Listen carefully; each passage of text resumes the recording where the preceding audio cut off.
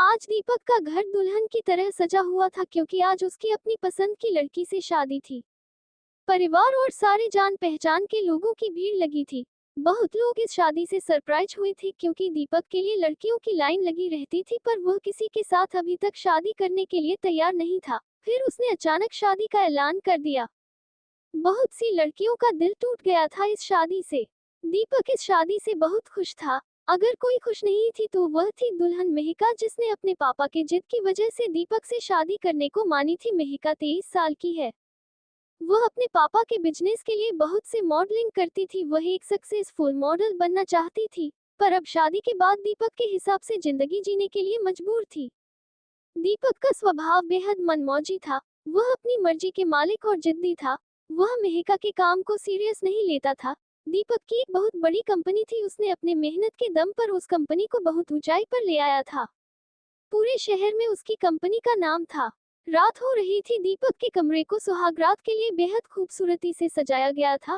Red rose से पूरे कमरे को सजाया गया था।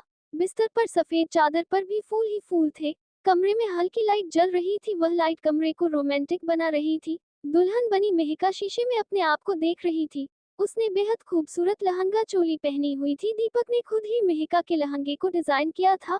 ब्लाउज का डीप गला था और पीठ पर डोरी बंधी थी।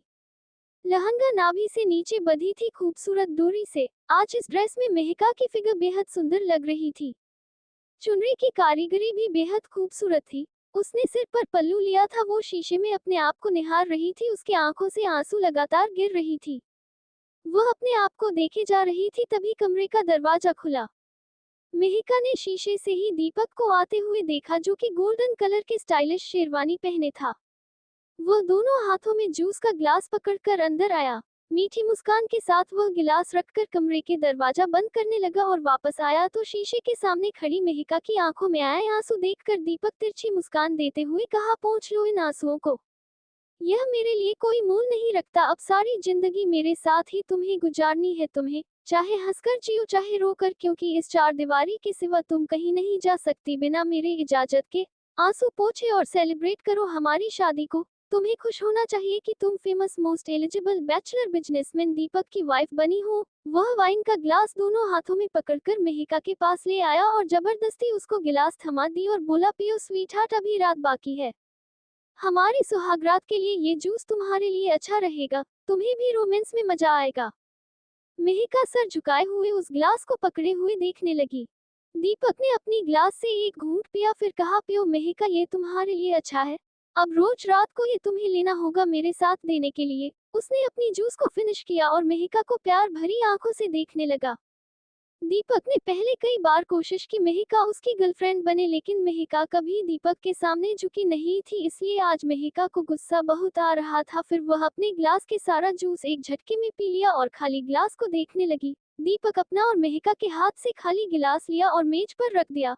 फिर मेहिका के पीछे आया और अपने दोनों हाथ मेहिका के पेट पर लपेट दिया और खुद आंखें बंद करके मेहिका के पीठ और गर्दन पर प्यार करने लगा।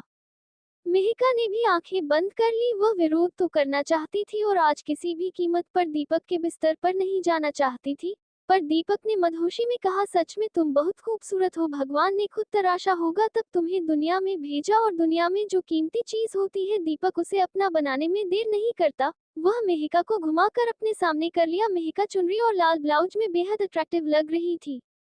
दीपक तो पहले ही पागल था मेहिका के लिए, पर अब मेहिका उसकी दुल्हन थी पूरे अधिकार के साथ। दुल्हन बनी मेहिका उसके सामने थी तो कैसे उसे छोड़ देता। मेहिका को देखकर दीपक के शरीर में बिजली दौड़ गई और मेहिका को धीरे से कहा, आज तो तुम्हें, और मेहिका को खींचकर अपने सीने से सटा लिया। दीपक के शरीर में खून बिजली की रफ्तार से दौड़ने लगी। मेहिका के हाथ कोई हरकत नहीं कर रही थी। वह बस सिहर गई थी। वह चाहकर भी विरोध नहीं कर पा रही थी। दीपक के करने मेहिका के शरीर में झुंझुरी उठने लगी। मेहिका अभी तक किसी मर्द के करीब नहीं आई थी।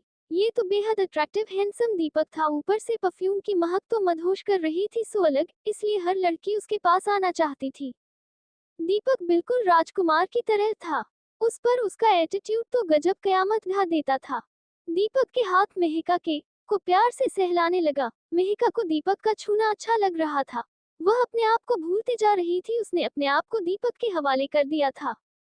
दीपक अपनी मनमर्जियां करने लगा। मेहिका शर्मा गई और दीपक को धक्का दे दिया। दीपक थोड़ी दूर हुआ तो मेहिका अपने दोनों हाथों से अपने चेहरे को ढककर दीपक की तरफ पीट करके खड़ी हो गई।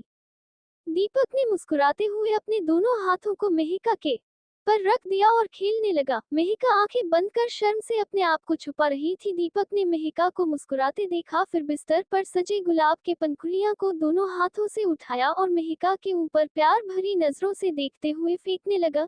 दीपक बेहद खुश हुआ। उसने मेहिका के माथे पर करके कहा, वाह, तो तुम पहली बार मेरे साथ हो रही हो। तुम अब मेरी हो और पूरी ईमानदारी के साथ मेरी ही रहना, क्योंकि ईमानदार लोग मेरे दिल के करीब रहते हैं और तुम मेरी बीवी हो तो मेरे लिए और खास हो, इसलिए वफा के बदले मुझे वफा ही मिलेगी। फिर दीपक मेहिका को अपनी बाहों में भरकर सो गया। अगली सुबह दीपक की नींद खुली। वह खुश था। जिस लड़की को इतने दिन से शिद्दत से पाने की इच्छा थी वह पूरी हो गई। मेहिका एक ऐसी लड़की जो अप्सराओं को फेल कर दे। हर जवान दिलों की धड़कन बढ़ा देने वाली लड़की। इस शहर के नामी गिरामी बिजनेसमैन की बेटी, एक यंगेस्ट मॉडल आज उसकी बीवी थी, उसके करीब थी। दीपक ने देखा मेहिका निश्चिंत होकर नींद के आगोश में थी तो वह उसके माथे को चूम लिया।